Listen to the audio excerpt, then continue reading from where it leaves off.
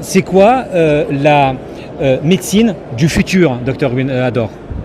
Alors déjà pour moi, ma transformation massive, ça a été de partir dans le domaine de la longévité. Et moi, ce que j'aimerais vraiment faire, c'est donner accès à tout le monde à cette médecine pour qu'elle soit vraiment accessible d'un point de vue financier.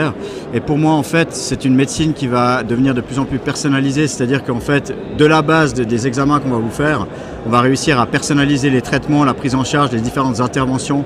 Parce que je pense que maintenant, en fait, c'est un marché qui est en train de s'ouvrir, mais il y a on peut voir un peu tout et n'importe quoi. Donc les gens sont prêts à acheter. Des fois, ils investissent beaucoup d'argent sur les suppléments qu'ils achètent, alors que je pense que c'est mieux d'aller dans la personnalisation et puis d'avoir derrière un rationnel et puis d'être sûr que ce qu'on fait a du sens.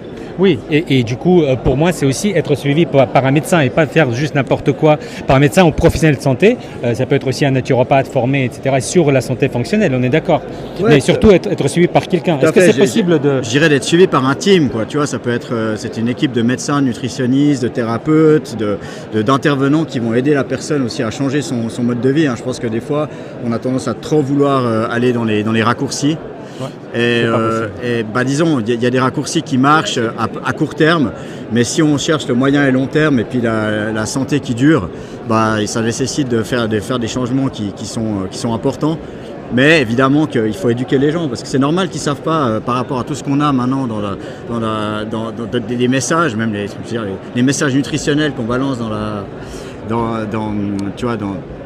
dans les médias, il y en a plein qui n'ont pas de sens. Oui, mais dans ce cas, pour moi, c'est l'importance alors, encore une fois, d'avoir au cœur du dispositif un professionnel de santé. Oui. Formé à la longévité, formé à la médecine fonctionnelle. C'est ça, et l'un des gros problèmes maintenant de faire ce que j'aimerais pouvoir faire, en fait, mon rêve, c'est de pouvoir faire de la conciergerie médicale, donc suivre les gens tout le long de leur vie, et en leur envoyant des messages tout au long de leur programme, de leur personnaliser les traitements, les médicaments s'ils en ont besoin, faire des examens s'il y a besoin. Tout ça, évidemment, maintenant est faramineusement cher. Et j'espère bien que si on arrive à un petit peu démocratiser cette médecine, on va réduire les coûts, forcément. Mais il faut transformer le système actuel d'un système qui est un système de maladie, qui privilégie absolument pas la prévention, un système de prévention qui sera beaucoup plus efficace.